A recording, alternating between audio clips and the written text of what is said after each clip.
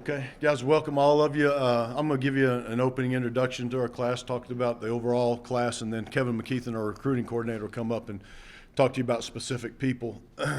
He had a big part in this, as always, as our recruiting coordinator. We're really excited about what we got done. My compliments to our staff.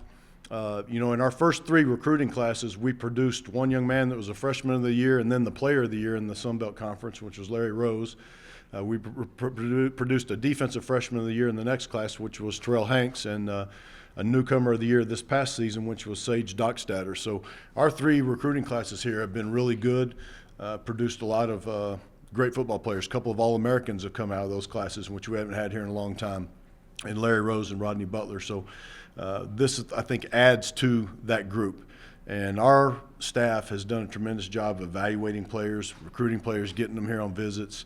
And we have a lot of things we have to overcome here, and especially this year. We had to overcome the FCS knock that was on us earlier, and our staff did a great job of handling that and still proceeding to recruit really well. One of the best things we're really pleased about is we got the four best players in the state of New Mexico.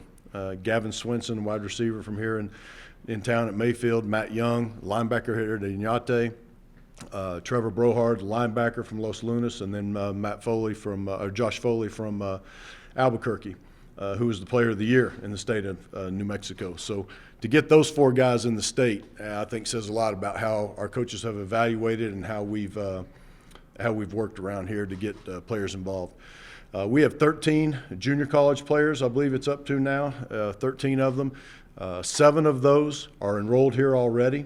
Will go through spring practice with us. We had 3 gray shirts from last year that will also be enrolled already with us. So 10 of our mid-year signees or junior college signees, gray shirt signees are already here and will go through spring practice, and that's a really big deal for us also. So we get to work with those guys early and get a head start.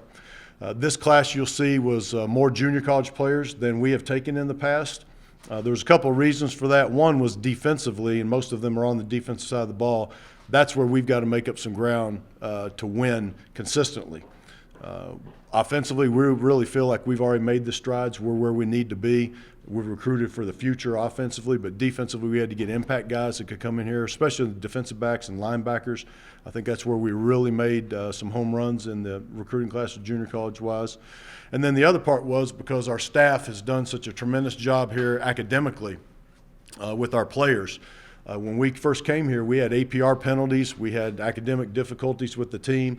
As I sit here today, we have the highest APR score of anybody in the Sun Belt. We've made the APR score for the last 2 or 3 years, and we are the only staff that has ever made the APR score in New Mexico State football history. So we're really proud of that, and that's enabled us to get into the junior college recruiting a little bit more for the first time really since we've been here. So again, my compliments to our staff and everybody that helped us in the recruiting process. Lou Sbarro has been a great help to us with the cars and things like that. He helps us use during recruiting weekends. People that come and talk to our recruits. Mario Mocha was we couldn't have done it without Mario, what he did for us. He was at every recruiting weekend. He was at dinners. He was at breakfasts. He's engaging parents. He's engaging recruits.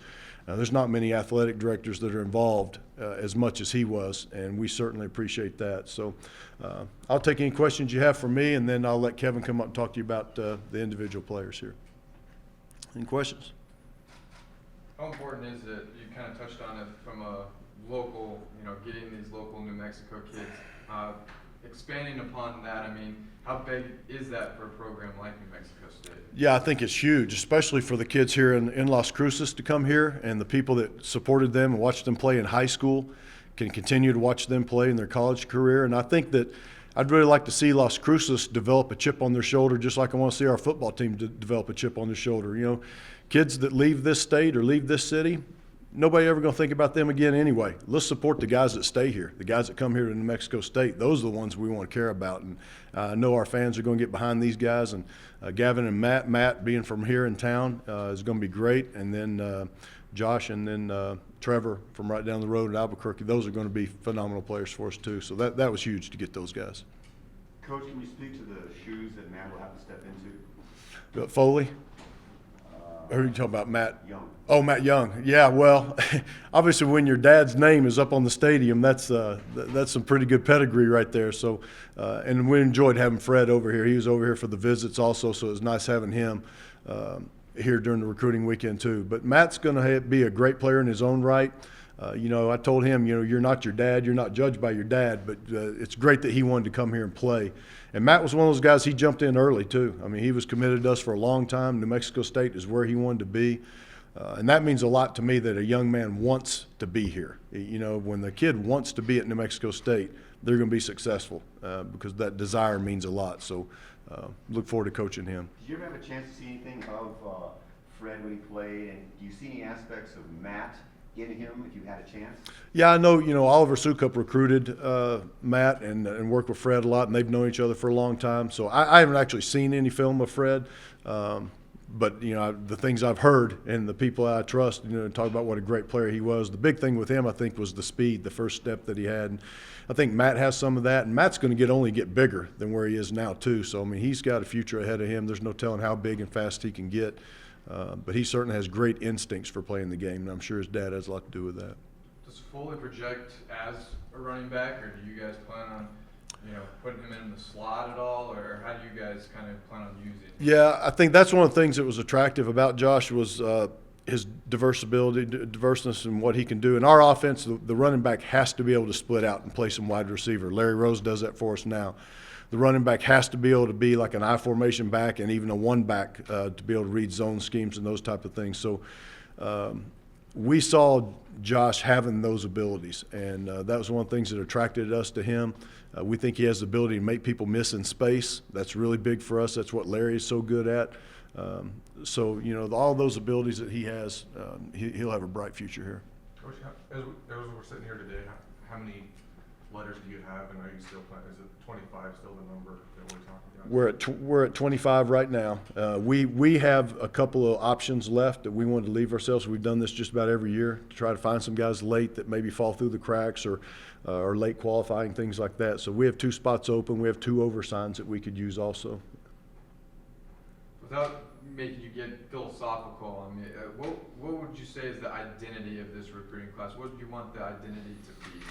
I think a defensive side. It needs to be impact players on defense. Again, particularly the defensive backs and the linebackers. If we can just make some improvement defensively where we're in the middle of the pack in the Sun Belt in defense, then we really feel like we can beat anybody any Saturday. Because we know we have weapons on offense with Larry, Tyler coming back, a fleet of receivers. I mean, we've got some really good offensive weapons. We just need to catch up on the defensive side, and like I say, then we can beat anybody any Saturday. So I hope that this class will look back and say there were impact players on the defensive side of the ball.